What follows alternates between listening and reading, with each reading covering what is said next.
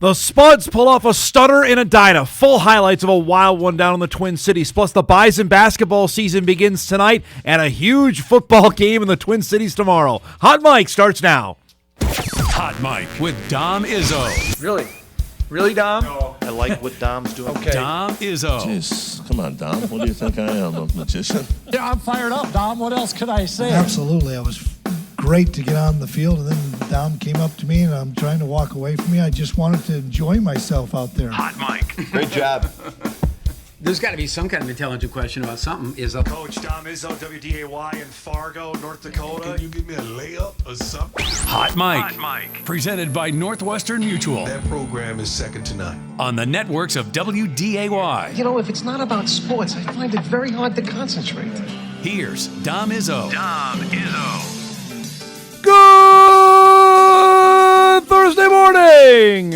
Welcome to the Holy Cow edition of Hot Mike on WDAY Extra. KSFL TV. Good morning, everybody in Sioux Falls. KNBN in Rapid City in western South Dakota. And Inforum.com. Happy Thursday, everybody.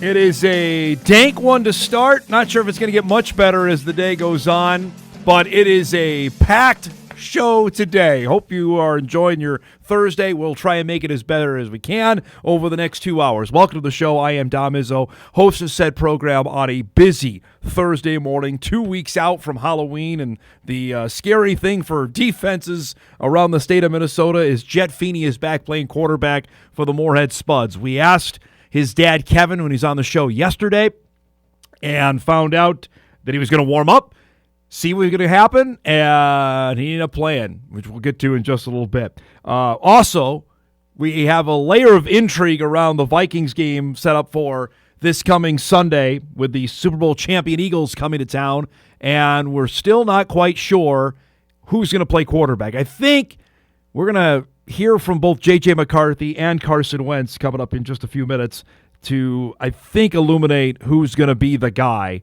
Just by, you can parse through the words, I think we are going to understand who's quarterbacking for the Vikings on Sunday after their bye week and their 2-week sojourn over to Europe, now back.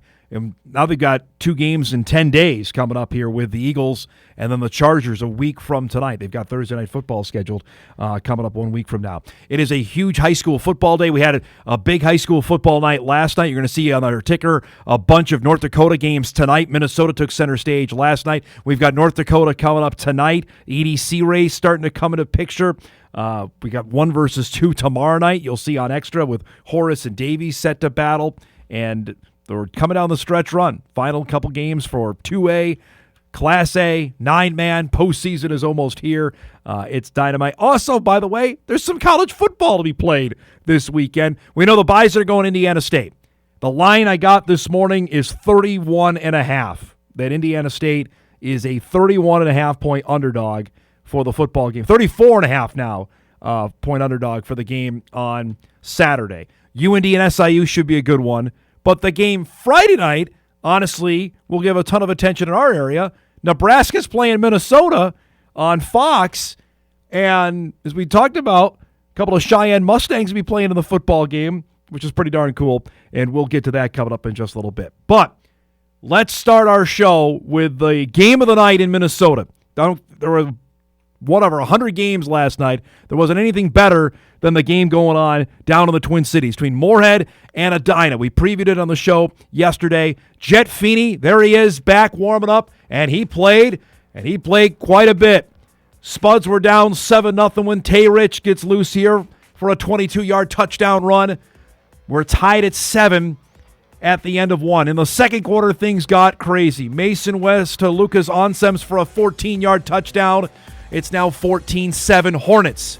Back come the Spuds. Feeney to David Mack. We know that connection. 14-yard touchdown there. Now we're tied at 14 in the second. We're going to pick it up now in the third. It's 28-21 Edina. You can't get this guy loose. Tay goes right up the gut, 37 yards. The Spuds have tied it at 28. That was the score into the fourth quarter. Now it's The Hornets were stopped. The Spuds take their first lead of the game as Feeney hits Mack for a 10-yard touchdown. It's 35-28 Moorhead. Back comes Edina right down the field. Chase Bjorgard, his third touchdown of the game from 5 yards out. They get the 2-point play, so it's 36-35. On the ensuing kickoff, Zach Walker says, "See you later." 88-yard kickoff return, touchdown. They get the 2-point conversion. Now the Spuds lead at 43-36. Edina comes down the field. West for the touchdown pass to the back of the end zone. They get the 2-pointer. It's 44-43 Edina. So the Spuds have a minute to go. Feeney hits Zach Walker for 10 yards. Now 24 seconds to go. Over the middle of J.J. Dunlap, who gets loose. Dunlap down to the 13, and the Spuds are in business. 15 seconds to go. Feeney to Mack for the touchdown. Moorhead leads it after they get the 2-point play. It's 51-44 Spuds. Take another look. Mack with his third touchdown of the game. Edina gets the football back. You got to know they're going to do something razzle-dazzle. They have to with only 10 seconds to go. They're going to try the hook and lateral, but this one is intercepted. And the Moorhead Spuds go to Edina and win it. 51-44 the final score. In an absolute wild game, Moorhead gets its 4th win of the season. Jet Feeney, in his first game back in 7 weeks, he's been out since week 2, 32 of 38, 373 yards, 4 touchdowns, and a pick. Not a bad return. Tay Rich goes 10 for 85 and 2 scores. David Mack, we were talking about David Mack at the end of our interview. Go back and watch it with Kevin yesterday, that the SEC is now talking to him. And we're talking not mid-level. First off, anytime an SEC football is coming up here, okay? But we're talking top of the SEC. I'm going to tell you that. 18 receptions, 202 yards, and 4 touchdowns in the game last night to get Moorhead the win.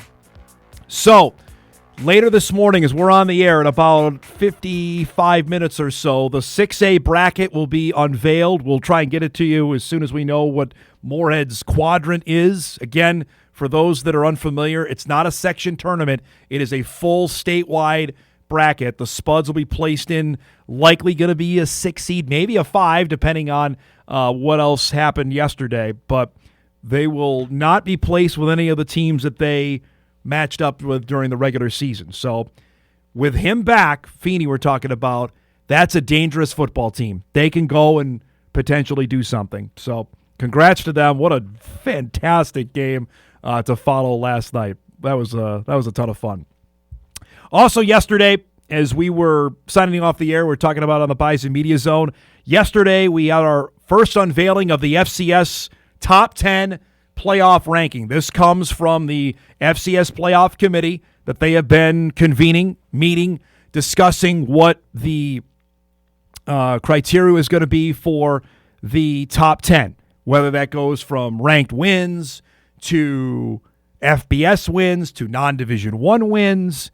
There's going to be 2 of these, one yesterday, another coming on November the 5th. As you can see, North Dakota State is number 1, no surprise there. South Dakota State comes in at number 2.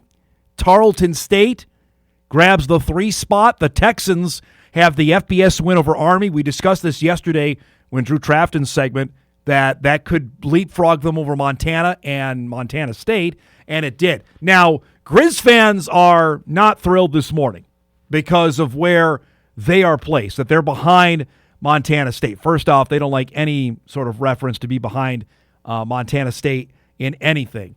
Montana has a non-Division I win, and apparently they're going to value Montana State's loss to South Dakota State higher than what the Grizz did, including beating the 8th-ranked team on there in North Dakota.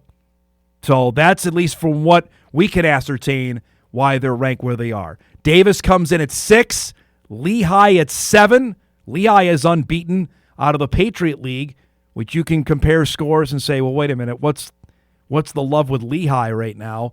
then UND, Monmouth out of the CAA, which is going to be the best team in that league, and then Tennessee Tech, which is also an unbeaten squad playing in the Ohio Valley Conference. And I think we got an email in earlier in the week about who Tennessee Tech has beaten, and they've got, I think, 3 combined wins so far on the year. So that's where we're at through the first ranking. Again, the next one will come out in early November, which is a little early for my liking, but that's what they've decided that they're going to do. All right, back to the games. Last night in the baseball postseason, game number 3. Series shifted to Seattle last night between the Blue Jays and the Mariners. Seattle had dominated the first 2 games in Toronto to take a 2-0 lead. The Mariners brought all the stops. Randy Johnson was throwing the first pitch, and they got a quick start. Julio Rodriguez bombs one. Those Blue Jay uniforms are sensational, by the way. But a 2-run shot to start things in the bottom of the first. The place is going nuts. It's 2-0. But things changed right away. Blue Jays hit a 2-run home run. Then in the third, they get a little luck here on a wild pitch that's going to get away from the catcher. Result with a go-ahead run to make it a 3-2 Toronto lead. Then Dalton Varsho hammers this one, nearly gone off the top of the wall in right field. That's going to plate 2 runs. Blue Jays are up for 5 runs in the top of the third and take a 5-2 lead to calm the party in Seattle. They got to George Kirby again. George Springer hammers this. I watched this one live. This was crushed off the bat. 430-foot shot. It's now 6-2 Blue Jays. And they were having fun. They were just getting started with the home run parade. That was already their second of the game. Here's their third. Vladimir Guerrero Jr. went, just like his dad, went and golfs one out.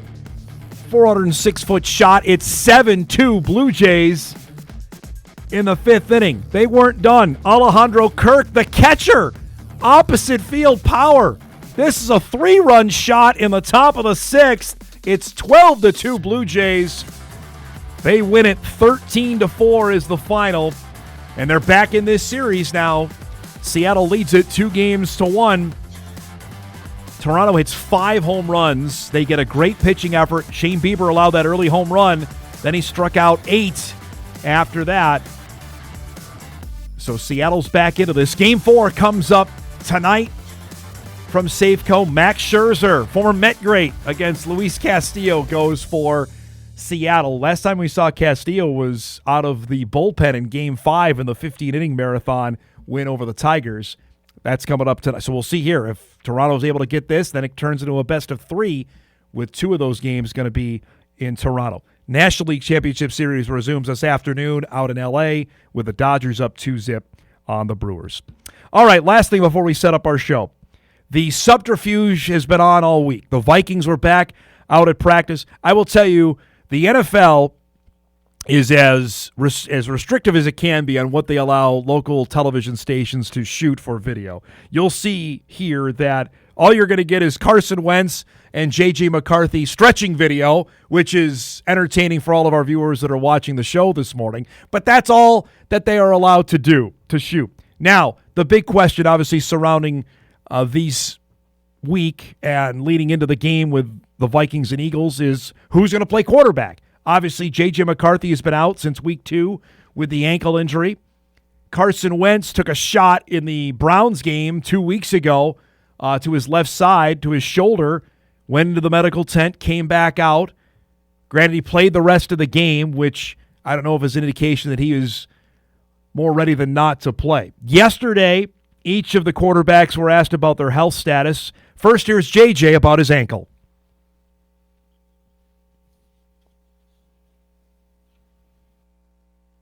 It's getting there. I wouldn't say it's 100% right now, but, we're striving every day to get there as fast as possible. So, the way it felt, it's kind of uncertain. I've never felt a high ankle before. I've had low ankles. But, just based off of, what a lot of well-respected second opinions have said. They said it's, 4 to 6, 2 to 6, all this stuff. So, I feel like it was going to be in that range. And, we're still in that range, and it's unfortunate, and they're really annoying injuries. But, yeah, we're just continuing to work to get to 100% as quick as possible. Maybe earlier in my career, maybe had a different feeling, but at the same time, you look over there and there's I'm not even sure there's anybody on the defensive side that I played with. You know, it just looks different. So it's another opponent. A lot of respect for those guys. You know, there's still guys in that organization. There's a lot of good people that I still have a lot of care for and respect for. But at the same time, that feels like multiple lifetimes ago at this point. How do you look back on your time just in general, if you can entertain that thought to look back on your time with the Eagles? Yeah, I'm thankful for it. You know, I mean, they went and got me at a high pick, all the things. You know, it was quite the roller coaster over there. Winning the Super Bowl, even though I was hurt, right here in this stadium, like it was. I'm thankful for so many things. I grew up as a man. I got married, had a kid while I was there. So there's so many life changes that took place there. So grateful for my time there. Obviously, it came to an end rather abruptly. All the things, everybody knows all that. But I'm grateful for all the opportunities I had while I was there. He said the same thing when he was on our show right before the Super Bowl last year about how things ended in Philadelphia, and we're all clear of that. Is there any revenge of that? Jalen Hurts is the only real connection there, and obviously Hurts was drafted shortly after Carson got his massive contract extension in 2019. They made the draft pick of Jalen Hurts, which obviously ruffled some feathers, clearly with Carson, and we hear from JJ that he's not 100%. Again, let's put 2 and 2 together. He's not playing. It'll be Carson that'll start the game on Sunday, with Brosmer likely being the backup. And with a short week, again, I'm no doctor and I'm no NFL head coach, but how this tends to work, if you can't play Sunday and you've got to come back and play Thursday, the thought process is it's going to be Carson Sunday, Carson a week from today, and then maybe JJ by the time we get to right after Halloween when the Lions come on the schedule, which is a heck of a way to come back onto the field. But that, if you're trying to reason this out, that certainly seems like the timeline that we're going to see for the Vikings at their quarterback spot. We'll find out. Much more on that coming up tomorrow on the show. We have a packed guest lineup here on this Thursday, which is brought to us by Northwestern Mutual. I'm super pumped for our first guest. 2 of my favorite people in the station, who also are former WDAY sports rubes that have now elevated themselves to bigger and better. Our guy, Stacey Anderson, of course, noted Husker fan, and Jon Clites, who's one of our top sales guys, who's a Gopher rube to no extent. They face each other. They've been talking smack since August. Now the football game is finally here. We'll try to have some decorum in the studio coming up here in a few minutes. At 9:35, our weekly visit with Hunter Pinke will join us. We'll chat some UND football and also with the North Dakota high school football playoffs around the bend. We'll chat about that as well with Hunter coming up at 9:35. At 10 o'clock, our guy Sam Goetzinger will be in studio. Get us ready for he's got a game coming up tonight. He's calling Cheyenne and Shanley, so we'll chat some high school ball. As I mentioned, the Minnesota 6A bracket will be out about the time Sam is on, so we'll dive into that and a couple other things with Sammy G at 10. And at 10:35, Tom Miller will be with us. He's on his way to Carbondale this weekend. Preview UND's matchup with Southern Illinois. The Fighting Hawks, as we mentioned, ranked 8th in the first playoff ranking, so we'll dive into that with Tom coming up at 10:35. That and a heck of a lot more here on a busy Thursday morning show. We are just getting started. We'll come back right after this on WDAY Extra, KSFL, KMBN, and Inforum.com.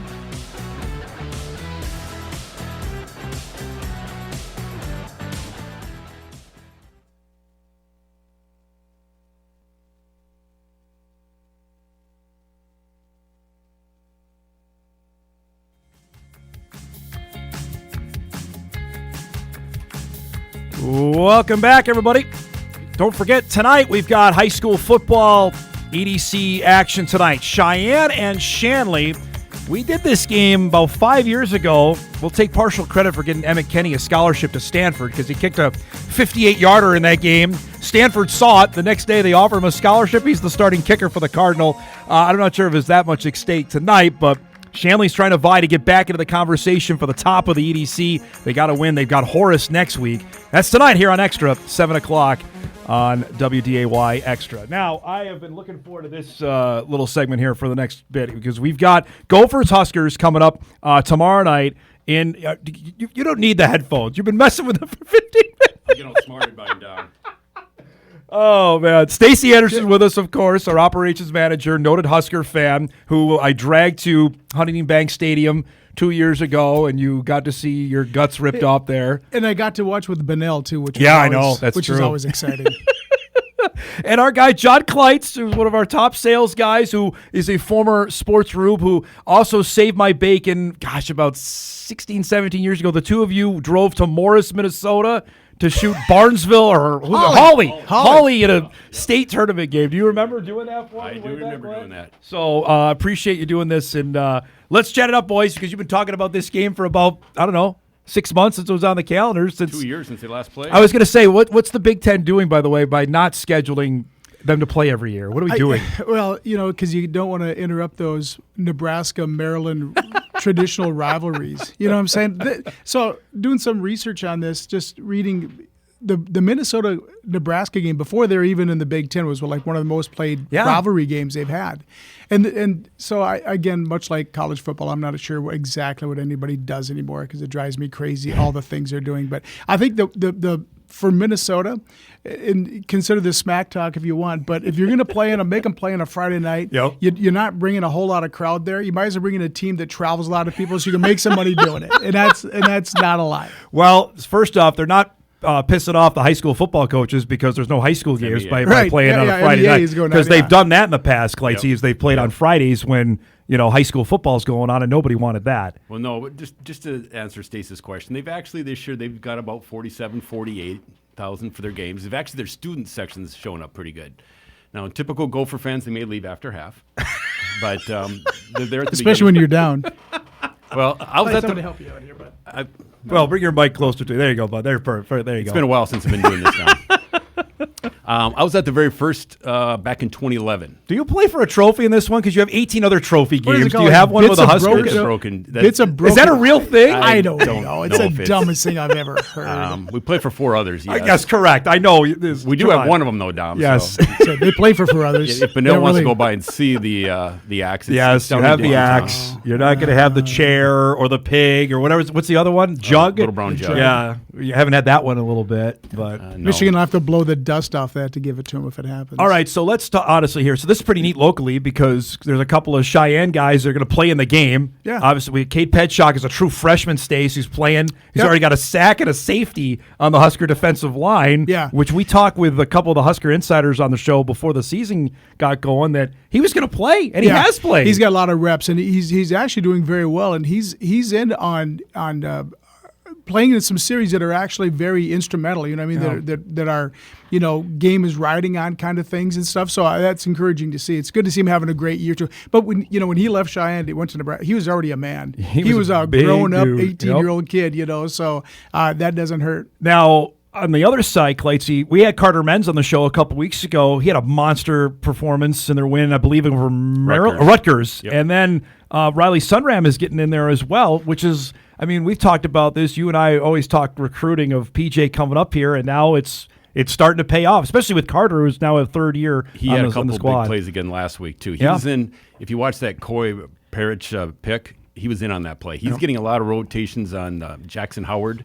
He's coming in for him a lot. Who would have thought that? Right. Jackson Howard was the number 1 player in the state of Minnesota who went to LSU and then transferred back. But Carter's getting a lot of he's number 11 on defense, which is always confusing because Logan Tracy's number 1 on or number 11 on offense. Yeah. But he's playing a lot. What do you make your quarterback so far? And Drake Lindsay, how's it gone? The first 4 or 5 games he played really well. That Ohio State game, he had Mike Patricia, NFL defensive coordinator, throwing different blitzes at him. He was very confused that night. He struggled last week against Purdue also. That was a game, to be honest with you, at the end, when the game was over, you go, wow, we won. You always want to win, but we did not play well last week. Purdue seems like one of those teams that always does that to Minnesota. Purdue does that to a lot of teams, but it always feels like no matter how good or bad they're. Brome was the coach at Purdue. He and PJ did not. They have an infamous handshake from one of their games about 4 or 5 years ago. They did not get along. But yeah, Purdue, they were a very physical team, and we didn't respond well to it for most of the game. But that's one of my worries about Nebraska tomorrow night. You have a mobile quarterback, a good quarterback. So who has made bad decisions. I was going to ask you about your guys. So the second coming of Patrick Mahomes, how has year 2 gone for Mr. Raiola? He's putting up great numbers, maybe sometimes not great decisions. He threw 3 picks against Maryland, and kept Maryland in the game. Kept right? Maryland in the game, But I think when he makes good decisions and throws ball and they protect him, to me the biggest thing is I think the Minnesota defense is pretty good. The Huskers have given up 16 sacks already.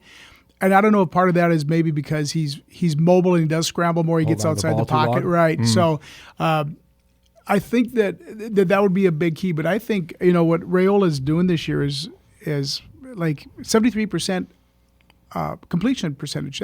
I'll take that anywhere. So would anybody. So the hot thing before this game is obviously with James Franklin being fired, is that Matt Rule's going to be the next Penn State coach. You give any credence to that at all, or no? We were just talking about it upstairs. Matt Rule moved his parents to Lincoln. Yeah. Right. So it feels. Did you see the press conference he had where he talked about? Listen, I love Penn State. The fact he addressed it was really interesting to me. I couldn't believe that in this day and age that you have actual head coach talking about it. You know?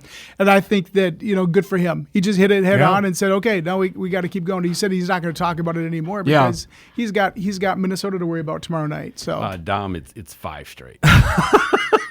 Of course, you got to complain on that. That's me. I put that in there. I thought it was 4. Come on, Dom. All right. Well, hey, I was trying to give you one less loss in that.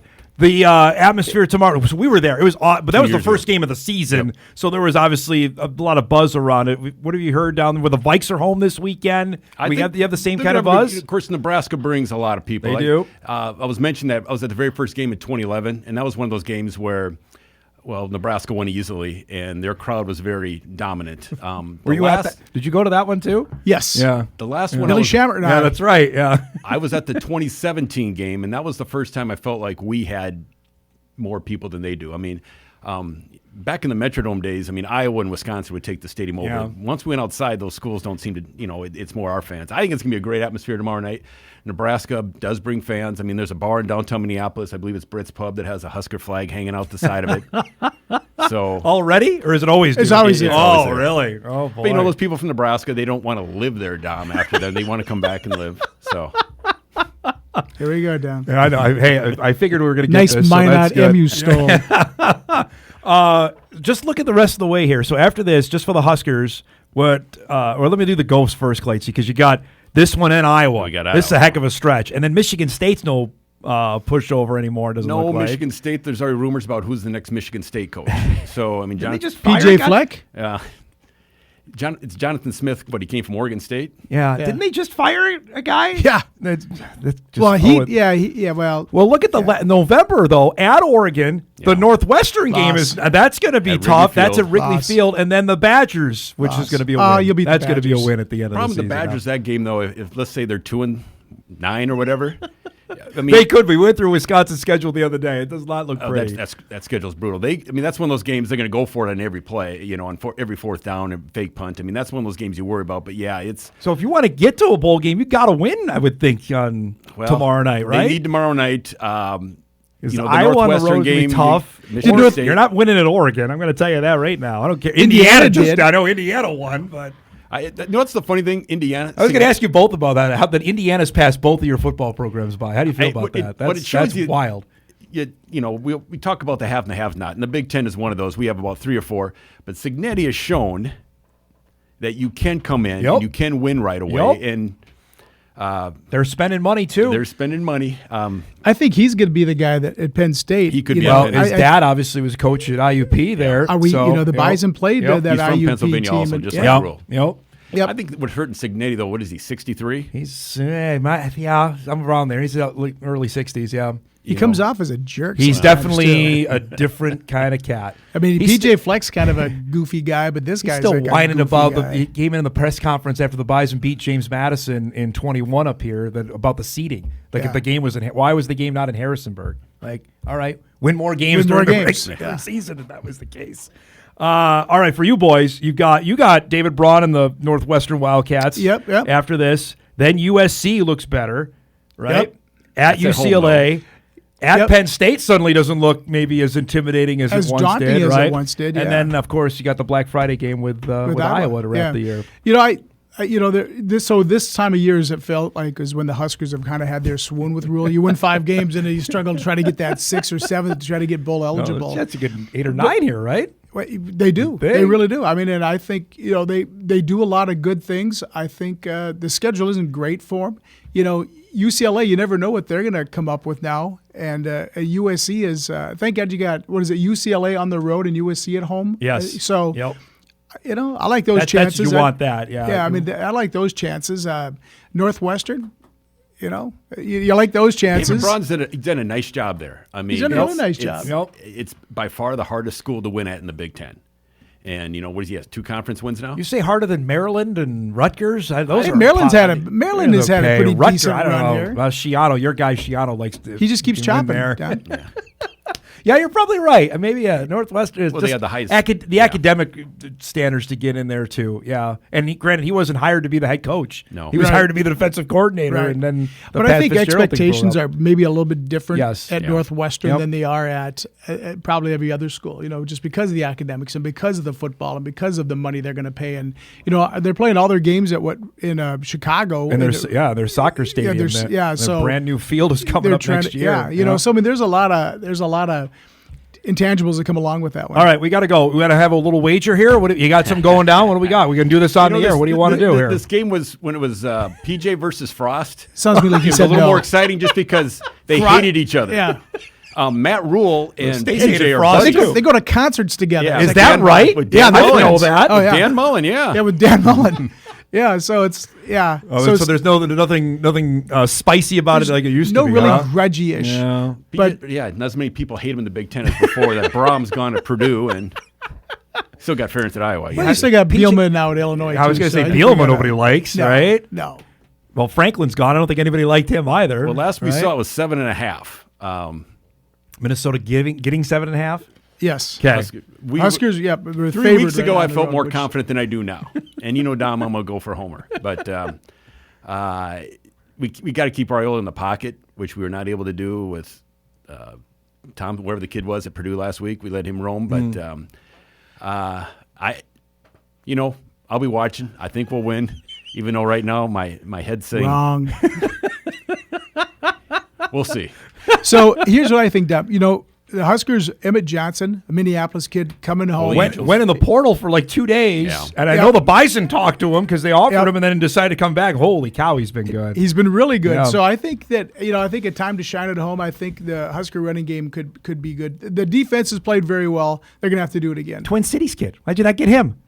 Why can't the Gophers get players like that? Exactly. Would you see his offers? It was I all did. FCS. I know the Jackrabbits and the Bison were early on him. Yeah. And that was a miss, I would have to say, right? Yeah, I mean, 105 carries, 650 yards. What school? I forget. I'm sorry. I don't remember. Holy Angels is what he's from. Because they went and worked out. I believe they did a walkthrough. Yes. They're going to do that today. Yes. Right? Back at his high school. Good stuff. All right, boys, we got to run. This was awesome. Thanks so much Tom. for doing this. Thanks, and Tom. have fun tomorrow night enjoying the game. I tried to get Stacey out of going to the Bison game and go to the Gopher one. The league wouldn't help us. Work gets in the way. So Kyle and I, we're going to try to find a place to watch it. That'll be fantastic. Terre Haute's beautiful this time. Oh, yes. It's Paradise, as Kyle calls it. Thanks, boys. Jon Clites, Stacey Anderson joined us here. Give us ready for the Huskers and the Gophers. We'll break. We come back. Our guy Hunter Pinke will join us. We'll chat some UND and some high school ball as well on the other side of the break. Back on Hot Mic right after this.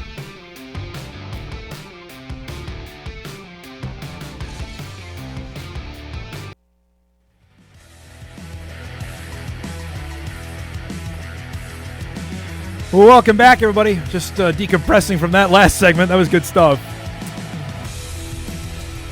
All right, so we got a monster college football weekend. We mentioned the game coming up tomorrow between the Gophers and the Huskers and the Valley schedule. The Bison are heading to Terre Haute. We told you earlier the point spread there. To me, there's 2 other games to keep your eyes on in the Missouri Valley this weekend. The game with Illinois State, Youngstown State, and obviously North Dakota's game with Southern Illinois. It's time for our weekly chat with our guy Hunter Pinke. His appearances are brought to us by Northwestern Mutual.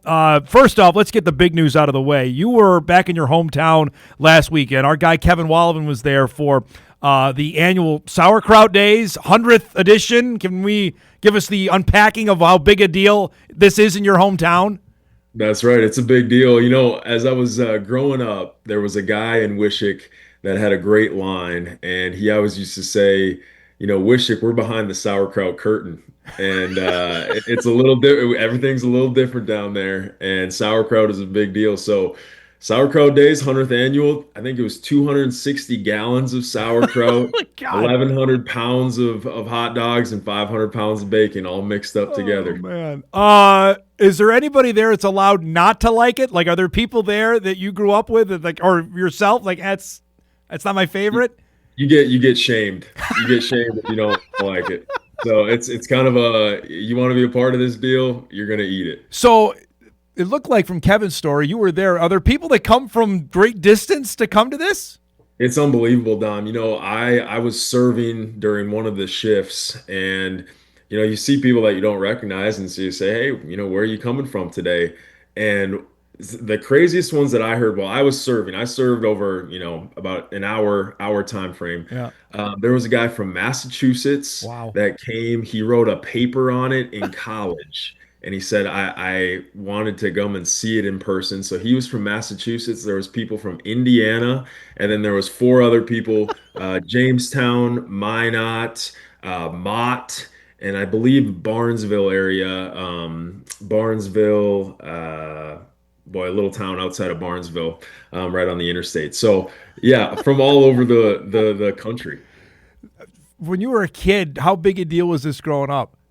It was just normal. Yeah. I didn't know really kind of like how any big better? the Sauerkraut Day was. Yeah, it was just kind of normal. It was like that's just kind of what we did. They serve it at the school. I mean, they bring it over to the school, and all the school age kids eat it too. So it was just kind of normal. In high school, we sang in the choir and we sang German. All the songs were in German, and it was just kind of what we did. The fact that people were lining up as far as they did, as long as they did, is that just normal for what you know?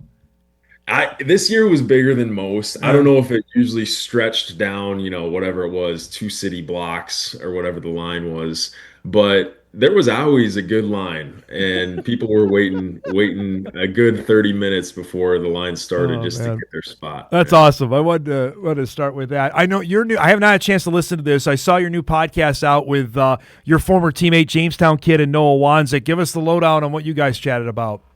Yeah, my podcast, The Sit Down, it all started with just I had so many good people in my life and so many stories that I get inspired by that I knew that I hopefully wanted the rest of the world to see as well. And I think a lot of people know Noah Wanzik from his football days at UND and all conference type of wide receiver, but man, there's an amazing heart beneath the helmet.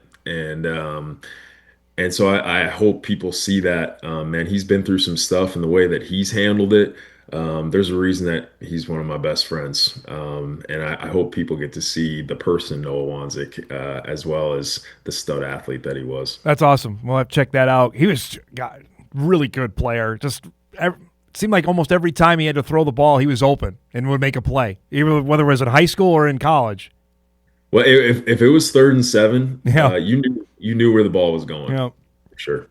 Let's chat about your alma mater here. They got a big win over Youngstown State. We showed the rankings for the FCS playoff committee, has them at number 8.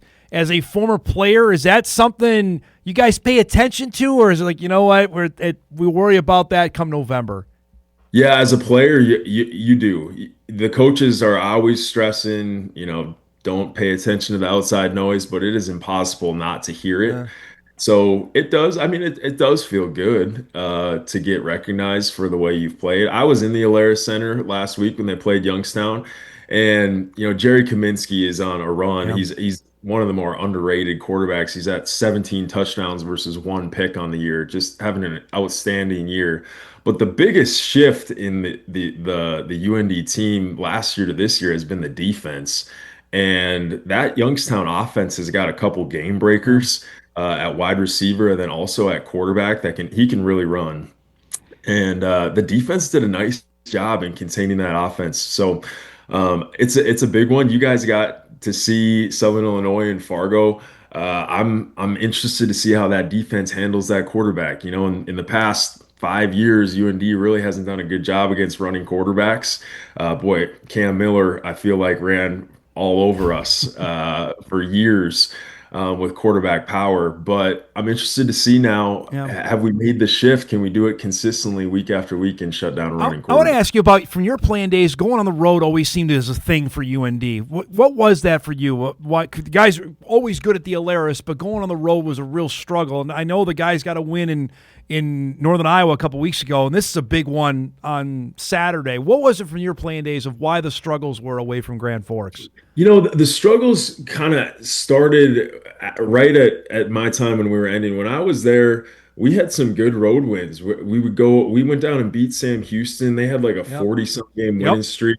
And so I don't know if I can attest to the road woes. I think part of it is shifting to the Valley, and going on the road in the Valley is harder. And this isn't, again, it's the Big Sky schools, but you're going out to Cal Poly, you're going maybe and playing, Idaho State. Idaho State, I was going to bring up. It's a different program than Illinois State. It's different than Southern Illinois. So I think part of that is just the conference that they're now playing in, and hopefully we've gotten over that. This will be a big tell this upcoming weekend. I was going to say, because this is a different one. You were able to get this one, Hunter. If they win in Carbondale, I think that will make even the most ardent Bison fans down in Fargo sit up and like, okay, like UND's got something to pay attention to this year. I really believe that. 100%. Yep. I look at the DJ Williams last week. The play that defined the whole game was right before the end of the first half. It's tied at 10. SIU's driving. He fumbles the ball, and the Bison go in 4 plays later in the end zone. If he hangs on to that, we got a whole different ball game. I'm really interested to see how UND's defense tries to contain a guy that he's not Bo Brungard. You saw him last week, the Youngstown State quarterback. This guy is a big dude. Yeah, different style runner, both explosive in their own ways. But this is a big bounce back spot for Southern Illinois. I mean, they really need this one, just as UND does. I mean, these are two teams that are kind of going to be on that, do they get in? Are they left out at the end of the year? So this game has massive playoff implications in the Valley. One thing that I'm really interested to see is we're talking about, how can we stop the quarterback run? Boy, the way that UND has been able to cause turnovers has been a big plus for them. And just like you said, those are game-breaking plays. I mean, if Southern Illinois scores a touchdown on that possession, now they got some belief going into halftime. It's a totally different game. But, man, the turnover battle will be a huge implication of who comes out with it. All right, we're getting to this time of the year now where Minnesota high school football wrapped up. North Dakota's getting done with its regular season. What do you remember about the end of the high school regular season? What that was like, knowing sometimes you're going to have to play a couple games in maybe a couple week stretch, like a 10-day stretch. Well, number one, shout out to Moorhead and the boys across the river. I love Coach Feeney over there, and I know Jet had just come back from injury. They picked up a win against Edina. Yeah. So going down and beating some of those bigger cities schools is pretty cool. So shout out to the Spuds. Man, playoff time is fun in North Dakota because you just never know what you're going to get weather-wise. I mean, it's just like a kind of a crapshoot of like, okay, it's going to be bright and sunny and 50 degrees, or okay, we're playing in the snow. So playoffs in North Dakota can really make a big deal. I got two stories for you, Dom. One was when I was a kid. It was Napoleon Gackle Streeter versus Dakota Prairie state semifinal game. I want to say it was like 2008 or 2009. Seth Nichols was the quarterback for Dakota Prairie. The McCreary boys were playing Evan Gross for Napoleon. It was a heavyweight battle. Dakota Prairie spread it out, and they chucked it all around. Seth Nichols was a first-team All-State quarterback. We go down to Napoleon, and it is windy as all get out. And they can't throw the ball. Yeah. And Napoleon was a power run team. They have been for decades. Napoleon wins that game. They go on and win a state championship. So weather can play a huge part in these games. And then the second thing is, man, when I think of playoff football, I went to the playoffs 4 of the 5 years I played high school football. And the one story that just circulates in my brain that I can't get out is we went up and played Cavalier, and we were injury riddled. Yeah. We had like some freshmen playing, on the back end, and that team had Ryan Crest and Brock Robbins. And those guys are all right. Yeah. We walked into the gym that day, and they obviously did this on purpose, but their weight room was kind of off their gym. And Brock Robbins and a couple of their Jeff Steeth and all these guys, they come out of the weight room. They're all wearing either cutoffs or no shirt. And they're glistened with sweat. And so we walk off the bus into this gym, and here's Cavalier just waiting for it, staring us down as we go in the locker room. I remember one of the freshmen right next to me goes, "Is that how they all look?" And I think we got beat by 60 that day. So anyway, playoff football is fun, but there are going to be a couple games where these guys, wait a minute, they look like that. No shame in that. Cavaliers done that to plenty of teams throughout the years, no doubt. Great to catch up as always, bud. Have a great week. We'll see you again next week, okay? All right. Thanks, Dom. See you guys. There he goes. Hunter Pinke joins us each and every Thursday at 9:35. His appearances are brought to us by Northwestern Mutual. Good stuff there. We'll break. We come back. Wrap up. We're already done with our first hour. Holy cow. Hour 2 on tap. Our guy Sam Goetzinger coming up. Also, the 6A football bracket will be unveiled at the top of the hour. We'll keep an eye on what's happening with the Spuds. Back on Hot Mic right after this.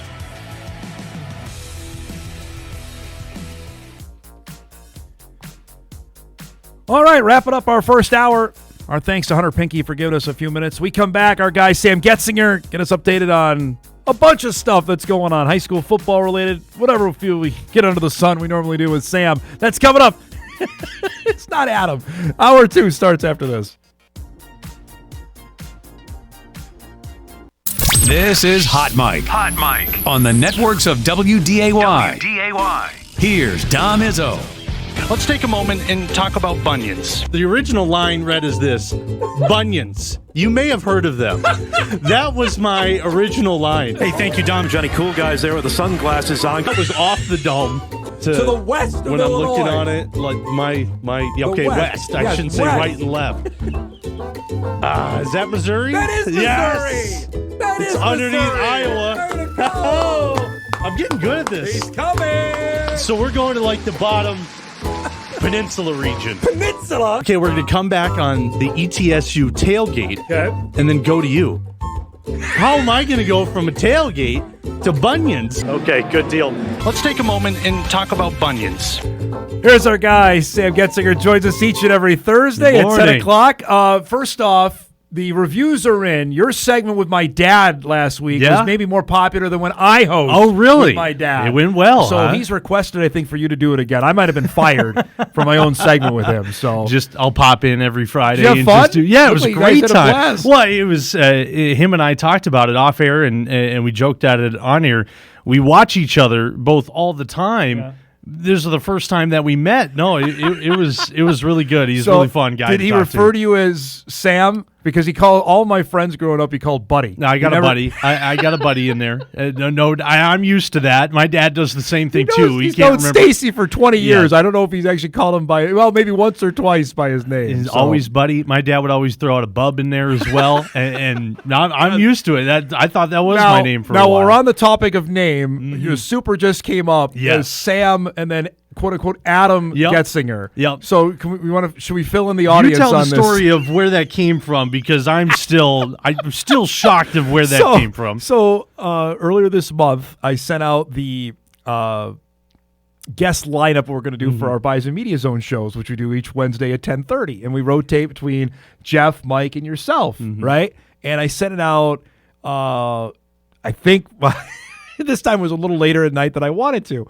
And I had Jeff listed for October 1st, and then Mike was going to go, and then you were going on October 15th. And on the email, unbeknownst to me, I sent it out. Everything was good to go. Nobody said boo about it. And I was just checking on Monday. Okay, who's doing the Bison Media Zone? I think it's Sam. And I look back, and it says Dom Izzo and Adam Goetzinger on the email. I opened up the email that day and was like, that's not it. Tell us the story. There's a backstory. There's a neat backstory to this, though, that I didn't know about. My initial reaction, and I knew this was completely off, but I thought maybe you guys did some crazy research and pulled out a deep pull. Oh, that would be a deep pull. I took 4 years of German in high school. No kidding. Don't remember a lick of it. I will be honest about that. And In New Prague, they give you a German name, and every time you walk into the classroom, that's what you go by. They didn't have an option close to Sam, so I went with Autumn, which is Adam in German. I was like, how did they find that out? I don't think I'd ever told anybody about that. So I looked at that and I'm like, wow, that is a deep pull. And I thought Kolpak would wisecrack back to the email, Nobody but there was said crickets. Right, nobody said anything. Over time, I forgot about it and until you brought it up. Yeah. So there you go. His name's not Adam, everybody. Let's get a couple things going. I just saw this photo tweeted out. You are a hockey guy. I believe you've called games at the University of St. Thomas. Have you not? Yes, I have. So both high school and college. So where did they used to play their hockey games? Oh, man, I can't remember the name of it, but it was across the street from the St. Thomas Prep Academy. It really, so it's not on campus, nothing anywhere Everybody, close. Everybody, the Prep Academy was using that, the college was using that, and it was your typical high school barn, probably smaller than the Moorhead Sports Center over there. Yeah. It's only one side of it, goes up about 5 bleachers. I'm trying to think around here what that would be similar to. Man, the Coliseum on the north side. Have you been up there? Yes. The north. Fargo, the Carlson Coliseum is not that big. Essentially like that. Maybe a couple more rows, Okay. but that's what they had, and it was just like this is a college facility. So yeah, this is the photo they just tweeted out because their brand new arena is now ready to go. It's going to host hockey and basketball, which is I think $70 million arena. Go ahead, Brody. You can put it up here. There it is. That is the Anderson Arena that's going to host both St. Thomas hockey and St. Thomas basketball. That is a multi-purpose facility.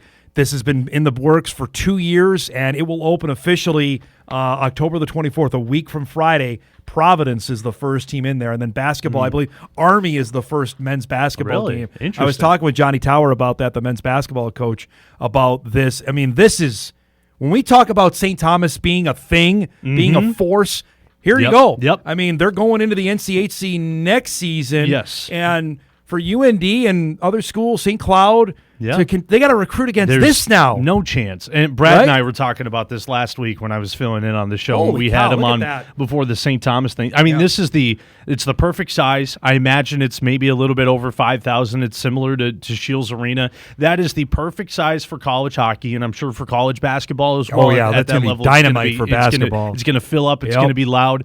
With the resources that St. Thomas has and the location that they're at, and the hotbed of hockey players, even basketball players that are down in the Twin Cities area. I mean, they're going to be a national power in hockey for sure. They're going to continue to be good in basketball. They are right now. They are the preseason pick to win the league and the summit. There's Joe Lenardi has them as the favorite to win to go to the NCAA tournament. and on they his have bracketology. money, which Yeah. you need. They have money. Yeah. They're good to go.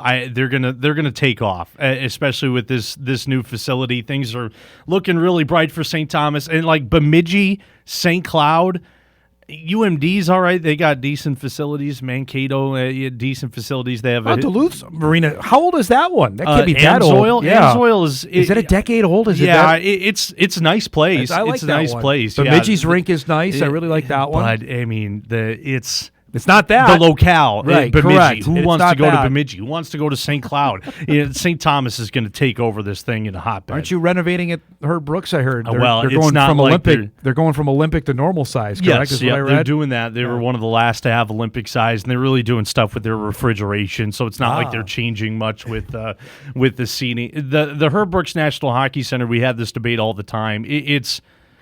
It doesn't look like that. Every hockey fan wants that. That's what really St. good. Thomas Yes. has, and Correct. Herb Brooks National Hockey Center is not that. They can barely fill up the place anymore. So which is sad. But St. Thomas is going to jump to the top of the NCHC soon. I have no doubts about that. All right, you're a busy man. You got a game tonight you're calling down on the Yes. south side of town. We got Yeah. football tonight with Cheyenne and Shanley in a 3A game. Shanley is right now on the outside looking in of that battle for first with Horace and Davies playing tomorrow night. Right. Shanley, they control their own destiny, though. They win here. Right. They beat Horace. They'll win a share of the EDC championship. Absolutely, yeah. It's 3 teams that are 6-1 Right. right now, which is pretty crazy. Cheyenne also, don't forget about them. They're fighting for that 4 spot. I think they have it pretty well locked up. I'm trying to think. They already have the head-to-head over both, I think, North and West Fargo. So Do even if they were to tie, okay, I think I didn't know they're if in they good played shape West there. Fargo at the end of the season. I couldn't remember what I wrote down earlier, but those three teams, Davies, Horace, and They Shanley. have the head-to-head on North. They play West Fargo next week. So that's going to be a huge one coming up at the end of the year.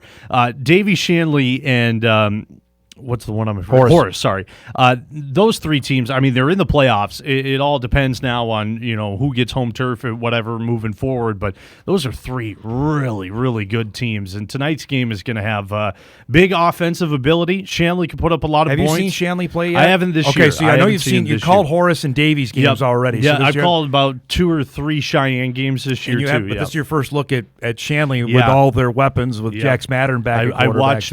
I watched the game against Davies, a little bit of that last night, and it's a Mattern offense. They go.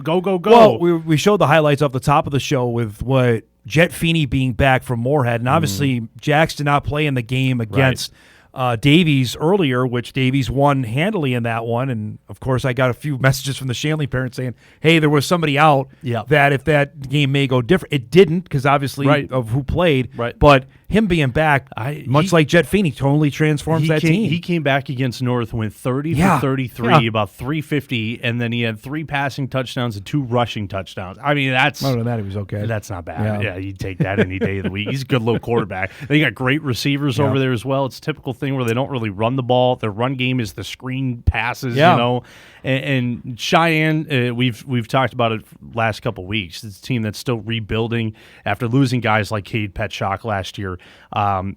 They got a sophomore quarterback in there, after their starting quarterback gets injured, and Kai Schlichting's still been good, but it's a different team than what they were last year. Here are the games in 3A. As I mentioned, we got games tonight and games tomorrow. Obviously, we have the Cheyenne-Shanley game that Sam will have the call on tonight. Century and Legacy is a monster one tonight. That's going to be a big because game. there you go. Century's red hot, and Legacy has that loss. They lost a heartbreaker to Bismarck last week, and the other game is they lost to Horace. Yep. So, I mean, I think Legacy's 2 losses are by combined like 5 points. Yeah. So, I mean, it's tight. They're in my opinion, they're the team out of the West that has a really strong shot. Now, I'm not counting out Bismarck High or Bismarck Century. I think Minot's in the 4th spot in the West. Yep. They've been having a down year, but really all the Bismarck schools have been really impressive. Give me your 2 cents on Horace Davies tomorrow night. What happens there? Oh, man. I mean, that is offense, a lot of offense, I would imagine.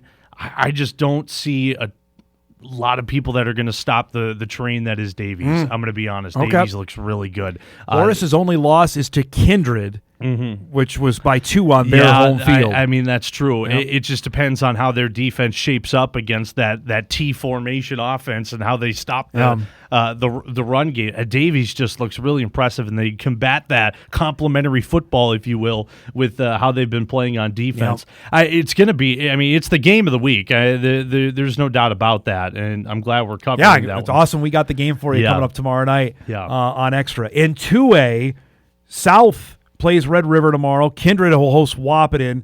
Watford City's at St. Mary's. Jamestown is at Minot North, and Minot North is hanging there with Kindred. That's basically, to me, it's 1A, 1B in terms of who are the top 2 teams in the 2A division right now. Yeah, I would agree with that. Got to give props to Central. I was peeking at the score last week. I mean, they kept it 24-7. Yeah, it was like 14-0 at halftime or something like that. 27-7 was the final. The Kindred kind of pulled away at the end, but no, I agree with you. It's Kindred and Minot. I haven't seen Minot North yet either, so I don't know exactly what. I would say they're a wagon, if I can use your Would term. you do that as well? I would use their we have term. a pair of wagons on a collision course. I said that in August. I would be stunned if it wasn't those 2 teams playing in the Dakota Bowl. I agree. I mean, but I wouldn't count out the other team, Central Cass. Here's the fun Devil's part. Lake or something. Central Cass, and Red River are all 2-1. And there it's going to be a logjam to get who gets the 2 seed because you get a home game in the first round of the playoffs. That's a big deal to be able to host. Huge deal. So I'm not sure how their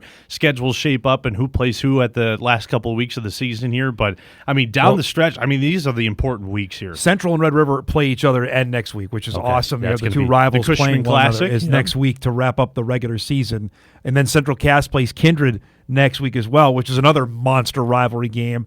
Boy, there's nothing that Central Cass would like more than to beat. Oh, I know. The Vikings Wouldn't in the final game. Shock 2A. That would shock everybody. I think so.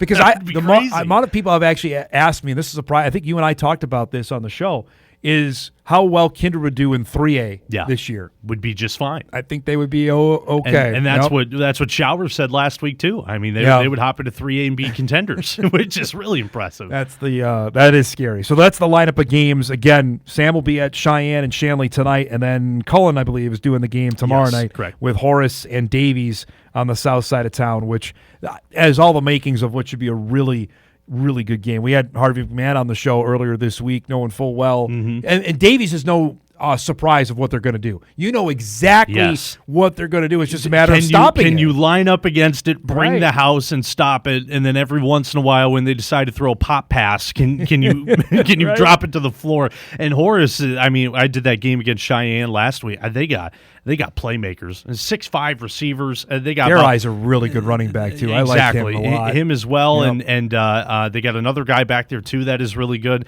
But they got about 4 or 5 receivers that they just spread them out, and it's like a Moorhead situation. They got a good quarterback and Matthew Dick who can sling it to them, and they'll be just fine. The Dragons got Jackson Narum is committed to MSUM if I remember right. That is correct. That a Lockway player and go in there and catch 80 passes a year? He seems like a do-it-all kind of guy. That was the first time I've seen him play football. I've seen him play other sports, but he just seems like a bruiser type of guy, which I think he'll be just fine. And Izzy Bauer is committed to Northern State.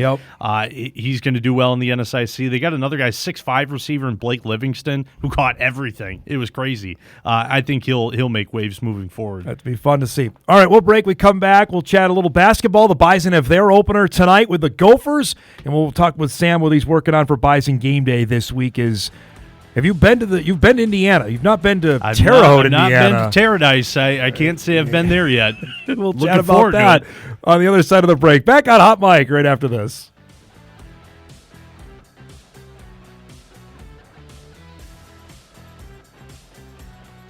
All right, welcome back, everybody. Got a little breaking news for you as we were talking off the top of the show as we're back with our guy, Sammy G. Spuds beat Edina yesterday, 51-44. Jet Feeney's return. The 6A football bracket is been released as we've been on the air. Moorhead is going to be the 6th seed in their pod. The Spuds will play on the road at Blaine next Friday. They are in the same pod with Egan and Woodbury in their bracket, Sam. The Spuds already beat Woodbury this year on the road. That was the game that Feeney got hurt. He played the first half. They got up by, I think, 3 touchdowns, and then had to hold off a Woodbury rally in the second half. I mean, that's crazy. I look at it, and maybe we could pop it up on the screen here. The bracket that Moorhead is in, you and I were talking off air, they can run the table here as the 6th seed. This is a very dangerous 6th seed. The Spuds are a scary team. If Feeney's healthy, that's a scary team to play here. Yeah, they got Blaine. I don't know anything about Blaine. I'm not going to sit here and tell you I know. I'm a great Blaine Bengal mind here. Well, if you want to look at common opponents, Moorhead opened up the season against Rogers. They won that game. And Blaine lost to Rogers 20-0. Exactly. So if we want to play that game, which I've never been too big on because a lot can change, a lot can change throughout the year. I mean, that's a positive sign for Moorhead. What do you know about that area of the state of football around there? I mean, this is not – obviously, the Spuds played in the toughest section. Yes. They played in the West with the top 2 teams in the state were Maple Grove and Minnetonka. That was in the same section the Spuds played. I look at the section that Moorhead's in, Blaine, Egan, Woodbury. Yeah, it's a good football area. I look at the top part of that bracket, Centennial, which is the 1, Hopkins, which is the 8, Stillwater, and Shakopee. Not. Look at that. Not got us a whole bracket there. So there you go. So if the Spuds are able to win, as you see there, they're the 6th. They play Blaine. They play. Now, here's the crazy thing. Kevin was thinking they wouldn't get another home game. If Egan somehow beats Woodbury, Spuds would host in the second round. Could you imagine that playoff atmosphere? That would be fantastic. That would be pretty cool. I mean, let's just say, though, the seeds hold on the bottom there. They would have to go back to Woodbury, a place they've already won. And then on the top half, if they were able to advance, then to the quarterfinal round, you're playing likely Centennial, and that's for a spot at U.S. Bank Stadium. I mean, there's likely. There is a pathway here for them to make a run. Absolutely. Here. If I'm Coach Feeney, I'm looking at this bracket. I think this is the best spot that they could have dropped it. And they're on the same side of the bracket with Maple. Because as you look at this, Sam, there's Maple Grove is there, and that's the only team from their section that's on that side of the bracket. Everybody else is on the other. St. Michael is on the other side. Minnetonka is on the other side. Eden Prairie is on the other side, and Edina is on the other side. I mean, it's right there for him. It honestly is. The one challenge moving forward to get to US Bank Stadium I see is. Granted, they're all challenges, but the one big one is Maple Grove. How do you stop Maple Grove? Nobody has now. This year. Maple Grove has lost in 2 years. Yeah, the positive thing is that you've seen them once. Maybe that helps. And you know what? You take your chance. If you made it that far, you're playing at US Bank Stadium against them. Then you know what? Let's go. We'll take our chances on that one. I really like where Moorhead is in this, though, because, like I said, Centennial, Hopkins, Stillwater, Shakopee, unless a lot has changed in the 5 years since I've been away. That's not like it's clamor. Coaches are clamoring to go to those areas, I don't think. We're not sucking up to the Spuds here, but again, you saw the game. We showed it to you off the start of the show. They are a different football team with that quarterback back. And that's no slight to Austin Dryberg. He did a great job of filling in. Great. But if you've got Jet Feeney, you've got David Mack has elevated himself to now where the SEC is talking to him. Mm-hmm. Tay Rich is already a Big Ten, I think, running back. Certainly Big Ten coaches seem to think so. Zach Walker has become a really good player. The Bison have already offered him. I'll throw in J.J. Dunlap. J.J. Dunlap is going to go play. MSUM, He's going to go play for Lockway and the Dragons. I mean, they got some weapons here. It's just a matter, can they hold up front? Can they make enough? Can they hold up? I think they can in the first 2 rounds. That's where the difference is at the big level. Is who's got the big guys that can hold the trenches. I mean, like you mentioned, there's no doubt Moorhead has they have the college players like all these other teams have, which is very common. But can they hold them off? Which they've done. They're probably going to have to be in shootouts for most of the playoffs. That's just they've done that. That's just how it goes, and they've proven that they can win those. I would tell you, just looking at that for people that are not accustomed to it, because all they've known, Sam, is section football around here. This is a true state tournament bracket. Sign me up, man. Yeah. I can't wait. I mean, really, just seeing that is exciting. Really, it is. I mean, it is. If you think about it, it's a Twin Cities bracket. Yes, but it is kind of section football. Just think of like Moorhead, Blaine, Egan, and Woodbury is the section. It's that section. I got you. It's kind of the same. They just take the section title out of it and put one big bracket together. But it's win or go home. Yep. You only get one crack at it, just like you do in section football. All right.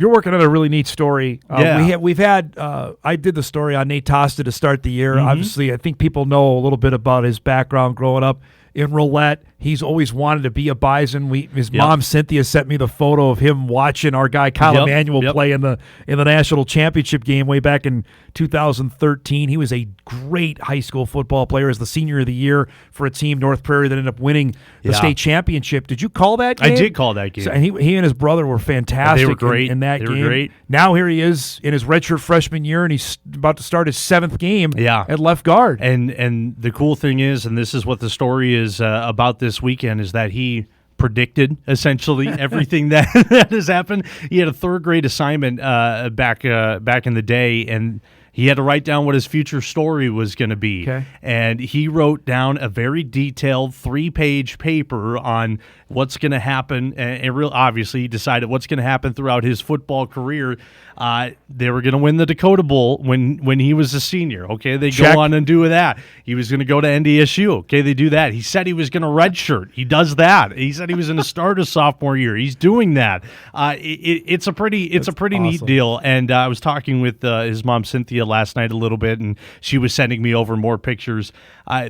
She told me that his wardrobe was never NDSU or never not NDSU gear. He always had an NDSU shirt on or something like that. So it's a neat thing of living out your dream. I know we say that so many times, but the fact that he wrote it down in 3rd grade and is manifesting it the way that he is, and it's eerily accurate. He was writing down pretty much the synopsis of how his entire senior season was going to go. And granted, yes, realignment, things have changed, but I mean, he almost nailed it to a T. He said he was going to win the Dakota Bowl as a tight end with a game-winning Hail Mary catch.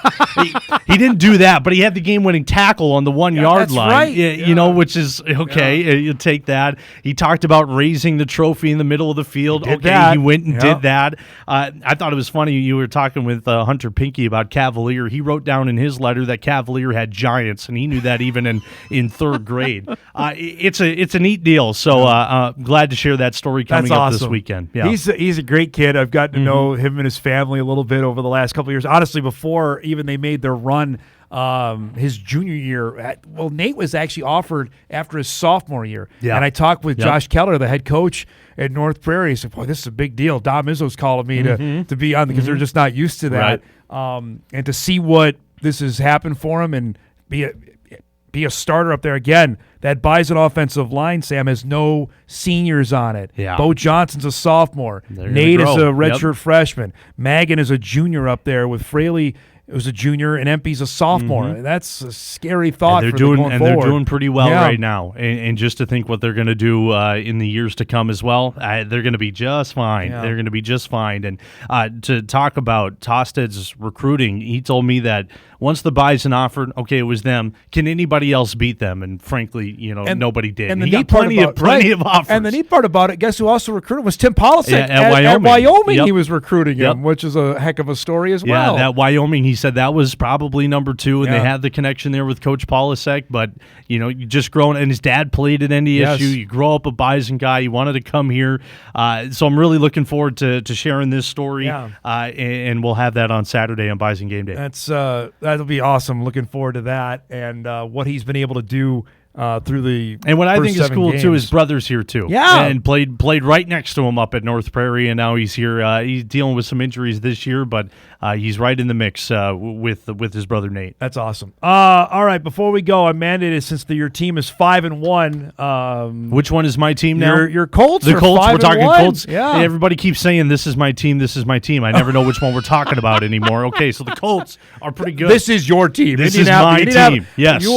You and Sam Niederman are the only ones I've ever come across as Indianapolis Colts fans. So there, you got that. I'm glad I have some help You got around here with something, but Niederman. Yes. 5-1. You got the Chargers on the road this week. Well, we don't have our backup QB. AR's out. Did you see what happened to him? No. Oh, he had an elastic band incident in the locker room, broke his orbital bone. Shut up. Yeah. Oh my God. So he was doing his usual. you were being- No, he was doing his usual stretching, in the locker room, and the band snapped. Oh my gosh. Hit him in the face. So I don't know how long he's out. So who's your Riley Leonard, Notre Dame Wow, great. former Notre Dame great, Is yes. our backup quarterback. Oh, And then we boy. also had our starting cornerback, Mooney. I can't remember his first name. He got a concussion in pregame. that I did see. So it was How a did that horrible happen? pregame last week against the Literally, Cardinals. So the guy's backing up, the cornerback is, and blasted ran into like a tight end or something. during warm-ups? Ogletree. It was he's built. He's a built guy, so he got a And he- concussion. and he crumpled like a house of cards when he hit this guy. So we're out our backup QB and one of our starting corners. But I like our chances against the Chargers. I like Chargers our are a chances point and a against half any favorite. team now. All right. Well, I'm just telling you. I'm not Vegas. I'm just telling you Talk what it to is. Vegas, get on the phone call. They've never seen Danny You know, Dimes throw you a call football. my dad. You guys can hammer it out of who's going to win the game. Then, all right? I should. You better talk nicely about the Colts tomorrow. Well, I made sure that I know he you did did. last I week. saw that. I made sure that he did last week.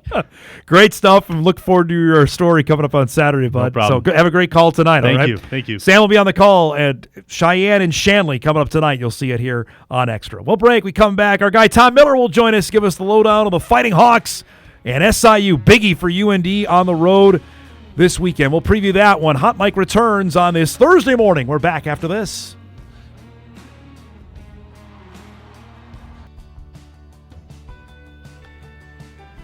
Welcome back, everybody.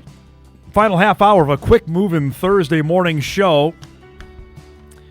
Talked about it earlier in the program on the upcoming Valley games this weekend. Illinois State, Youngstown State's going to have our attention, but certainly the game in Carbondale, at least to me, has the biggest potential of being a tremendous game between North Dakota and Southern Illinois. Our guy Tom Miller joins us from the Grand Forks Herald, of course, covers UND football, and gracious enough to give us a few minutes this morning. The initial reaction from seeing UND at 8 in the playoff rankings, what'd you make of that yesterday? Yeah, it's interesting to kind of view the national scope a little bit more. It's been a few years since maybe UND's been in that conversation. So it seemed about right. I guess I didn't put a whole lot of stock in it, just considering how many UND still got to play NDSU and SDSU, and those two teams play each other, and the Brawl of the Wild still to be played. So it was interesting, but maybe not that interesting. just to have the recognition, I think, of where they should be at. You could argue maybe they could be higher, maybe they could be 6 or 7 like they are in a couple of the polls, but reflective of who they played. And this is, I know, a dirty word in Grand Forks, the quality losses of what they had of Kansas State and Montana, who they've lost to. Frankly, they've been really good. You can't dispute of what we've seen through the first 6 games. They scored in their first 4 possessions last week, Tom, against Youngstown State. I was thoroughly impressed of how they played against the Penguins last week. Yeah, I thought a big swing section of the schedule was going to be at home against Youngstown and at Southern Illinois. And the way that Youngstown, obviously they were at home, but the way that Youngstown played against South Dakota State, I thought that that game was going to be a real benchmark. And the score was fairly close, but really North Dakota really handled that game pretty well for the most part. The third quarter got a little hairy, I would say. Some of that's probably natural when you lead 28-7 into the third quarter. I think they got a little bit maybe conservative, and their offense was a little better when there was some urgency. But I was a little surprised that UND handled business against Youngstown as smoothly as they did. And boy, we're going to see if it was one thing to win at Northern Iowa. Yep. Now I think this is a really that next step that we've been talking about, right? Is first you got to just win on the road, and now you need to get a quality win on the road. And UND's played pretty well on the road so far. Fourth quarter leads in the final moments at Montana and at Kansas State, and obviously they fall apart a little bit. But all things considered, it's been a team that's played well on the road all year for the most part. Schmitty's connections to Carbondale, I know you've written about it. Can that be a factor? Can that be something they can exploit, you think, this weekend? I don't know. There's a lot of familiarity between staffs, where you've got UND's brand new running backs coach, DJ Davis, was a standout at Southern Illinois. That's right. Even, we were in the pregame presser this week, and Isaac Frichte, the offensive coordinator at UND, just kind of offered up that the defensive coordinator, who's in his first year at Southern Illinois, the two of them were assistants together at Northern State. And I forgot. I don't know if they were roommates or just hung out. But, it's such a crazy small world in coaching circles sometimes. And I don't think I feel like we always kind of talk about this, that there's always this major crossover between, UND and Southern Illinois. Yeah, that's really interesting on that. Lee Proncheski is the SIU DC, who was a former Bison quality control coach, but also coached at Northern with Isaac Frichte, which is a neat deal there. They have not played often, and I know the trips down there, though, have not gone well. That's another thing that has nothing to do with the current team, but they've got to fight that in a game. It's a huge game on Saturday. Yeah. No, I feel like this year's got a bunch of these trying to put the bad vibes of the past in the past. And yeah, Carbondale, I've only been there twice. They played in 2022 and then maybe one other time there. I remember one time Otis Weah didn't make the trip, and it was a little bit of a surprise that season, and so that created a little bit of a unique situation in the run game. But yeah, hasn't been a great place to play, and I'll be curious to see if the weather's going to be a factor, because it sounds like, at least yesterday, it looked like 70% chance of rain.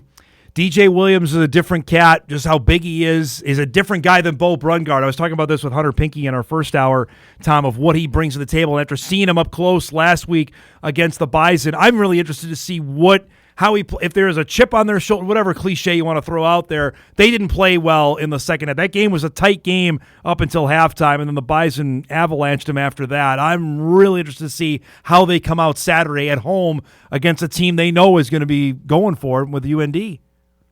Yeah, I'm curious to see what he looks like. I saw him play in Murray, Kentucky when UND went down there, and that horse was running around the track a heck of a lot more than it should have been in Murray. I think they scored like 31 points or whatever it was, So he's been a handful. I thought UND did really well with Brungard, and then once you develop a lead too, I think they don't get to be patient. I think they'd like to take those, a little more of the 4-yard chunks and do some of the handoffs to the running back. And Boy, they put a ton on Brungard's plate. I can't believe how gassed that kid must be at the end of games. I mean, I feel like every play is just, hey, kid, drop back, run around like your head's cut off. We're going to do that 60 times. Good luck. But, you know, I'm curious to see how Williams handles it, because I think that they maybe throw a little bit better from a traditional sense than Youngstown. Just kind of their best passing plays are, you know, just extending plays and breakdowns and those kind of things. Yeah, Vincent Davis, another guy that the Bison held in check. I only think he only had 3 receptions, but he's electric and quick, and that's a test for a UND defense that's been really good. That, to me, has been the story of their season, is how good their defense has been. Yeah, and, you know, if there's been a struggle, it's, you know, they've let a couple, you know, some of those shorter guys. Speedy guys. Like he is. Yeah. Flash Wilson, I think was his name for Youngstown State. He was able to get behind the UND defense. You know, Montana did it late in that game. And so, yeah, that's going to be a huge test. When UND comes after the quarterback, you better bring him down, because you got a true freshman corner they're playing too. And until Bennett Walker returns, and you know, I'd be surprised if it's this week, but I think it's this season. I think he brings that UND defense to another level that we haven't really seen. That's the difference between a fifth-year kid who's been at San Diego State and a kid who played high school football in Missouri last year. Yeah. There's 2 storylines here as well. You talked about winning on the road that they want to dispel: the Southern Illinois, and then a couple weeks in Vermilion. They haven't won in Vermilion in the Division I era. These are 2 tests here that they can change the narrative about UND football if they're able to win those games. Yeah, and you know, like I said earlier, the way they've played on the road this year has been impressive, and I've been as surprised. I think their ability to stop the run has been the biggest thing that has changed the trajectory of the program, basically. And I think that's something that travels pretty well. You know, there's I don't know, something to be said about being able to stop the run first, and whatever happens from there, you can roll with. So, yeah, I'll be curious to see if that can continue here. Got an email in to ask Tom if he can just give us the backstory on how Abby Ducher landed at UND. I was visiting with Dennis Hutter actually about this at Summer League Media Day. He couldn't go on the record. It wasn't official yet, but just gave me kind of a wink, like, yeah, this has been in the works for a little bit. You know any of the backstory of how this all came about? Not really. You know, I was on the trip to Northern Iowa, and people started kind of asking some questions, and I'm not sure if people really didn't know or if they were being coy and didn't know. But you know, it was the question, right? I feel like at Northern Iowa, the conversation was like, does she want to go to a power conference team, or does she want to come home? And I think there were people that were clearly like, the word is she wants to come home. Now I'm kind of wondering if they were sandbagging on me, that they didn't give me that next step of the story that was like, hey, she's going to come to Grand Forks. But I haven't heard a whole lot. That's the weird nature of this whole crossover season. You know it, Dom. Like, I'm locked into football, and all of a sudden you get that email that media day for UND Hoops is on Wednesday, and you're just, you know, your head's spinning a little bit trying to get all the different sports under control here. That's a big deal, though, for granted, she hasn't played basketball in 4.5 years. So, but the athleticism is there. That's a big deal for UND women's basketball to get a player of that stature to come back, even if it's for 1 year and you don't know what she can bring. That's a win, though, for Hutter. He can brag about that, I guess, is maybe the best way to say it.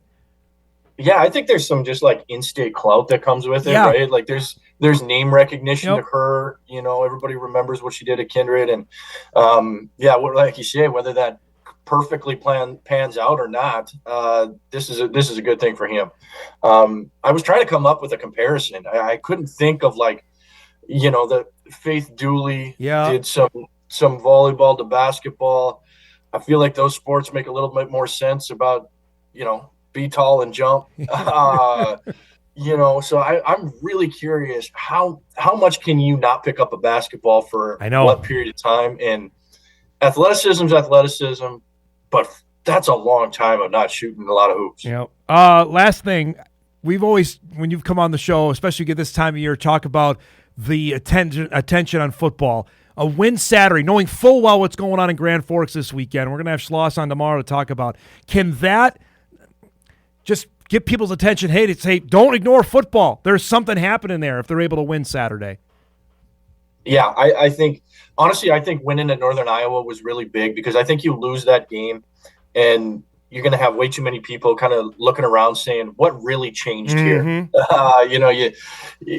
As much as that has changed, if you lose at Northern Iowa, there's going to be that crowd that's just like, what's really new about this program? And so, you got to kind of do that every week because you're absolutely right. It's, when you got 12,000 seats that you're going to fill up on Friday and Saturday night. Heck, I got a 4-year-old and a 5-year-old. They aren't doing a double dip. You better pick one or the other, right? And there's a lot of families in the city that are going to think that way, you know? So, it's you're competing for attention. They've done a good job so far keeping people's attention. Safe travels, my man, to Carbondale. Have a great time, and we'll talk soon, okay? Absolutely. Good to chat with you. Thanks, bud. There he goes. Tom Miller joining us from the Grand Forks Herald. UND's SIU coming up Saturday at 2 on ESPN+.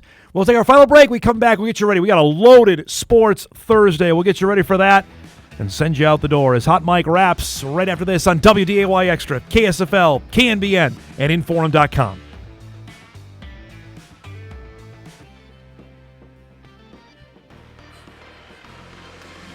All right, wrapping things up here on this Thursday. Tomorrow, we'll get you ready for UND, Minnesota. Evidently, those two teams are playing hockey against one another. Heard that. We'll get you also with our NFL picks. My dad will join us on location tomorrow. He's on his way today to Talladega. He will be going to the NASCAR race. I don't believe he's ever gone to Alabama, so he's going there this weekend. He'll be there, so he'll check in with us tomorrow on location for his picks. So we're looking forward to that on a busy Friday show. Of course, we'll get you ready for all the high school football games tomorrow night, the biggie with Horace and Davies. We'll get you ready for that and recap the games going on from tonight. Also tonight, the Bison men have their exhibition game with the University of Minnesota. We'll have highlights of that as they take on the Gophers and Nico Medved. And our first look at the Bison men with the 9 new players and new starting lineup, who's going to be out there. Get our first look. Of course, the Bison will have their home exhibition game a week from tonight against the Dragons, which we'll have for you here on Extra. So we've come to that part of the schedule, as we were talking about with Tom before we wrapped up our interview. The crossover season officially starts tonight. Looking forward to that, and we'll get you ready coming up tomorrow on the show. Got a couple emails I want to get to before we get out of here. Dom, I've become a regular viewer of Hot Mike. I enjoy the perspective, especially as I'm a follower of Bison football. Of course, we watch the games on WDAY when available. I continue to be frustrated by the myriad of TV broadcast partners, particularly when ESPN gets involved. I don't understand what linear TV means, as the Dakota Marker game will be on either ESPN2 or ESPNU, networks I don't have. Does that mean it will not be on ESPN Plus, a subscription I have? A recent forum article mentions the game will be on the ESPN Plus app. In the iOS world, Apple, there is no ESPN Plus app. As a result, I remain confused. I tried for about a couple hours to find a contact email for ESPN to no avail. Can you shed any light on the matter? I can. First off, thanks for watching the show. Second, I wrote that story, and maybe I appreciate a little clarity on it. It's just the ESPN app. So you already have it. You're good to go. So when you get to that a week from Saturday and want to watch the game, you go on the ESPN app. It'll say it'll have a list of games. You click on NDSU, SDSU, bam, you'll be all set. You don't have to worry about going anywhere. You've already got it. You're good to go. But I do understand your frustration. That's a topic we've talked about commonly over the last 3 years, is the explosion of streaming and different platforms and networks and how to find the games. It's not easy for a sports fan. You got to be in it. You got to be on top of it to find your favorite team's games. It is no easy chore. So I appreciate the email, and thanks for sending that in. I really appreciate you watching the show. But that's how you can find the game a week from Saturday. Even easier, this coming Saturday, it's just on Channel 6. Speaking of what's on television, let's do some What to Watch before we get out of here. All right, we got a lot going on. The North Dakota Boys State Soccer Tournament begins today at about an hour out in Bismarck. Our guy Ryan McNamara will be on the call of 4 matches today. They're all on WDAY2 and on our app on WDAY Plus, starting with Legacy Red River, followed by Cheyenne and Century, South and Jamestown at 4:30, and then the evening session, Minot and Shanley. All those games live on WDAY2 starting tonight. Also, we mentioned we've got high school football tonight. Cheyenne, Shanley, 7 o'clock right here on WDAY Extra as we go into the next to last week of the regular season. Here are the other games going on today and tomorrow across 3A and 2A football. Mentioned that Horace Davies game, a monster one, as is the Century Legacy game. That's tonight. In 2A, mentioned there's a couple games there to keep our eyes on, including a matchup there with Jamestown and Minot North.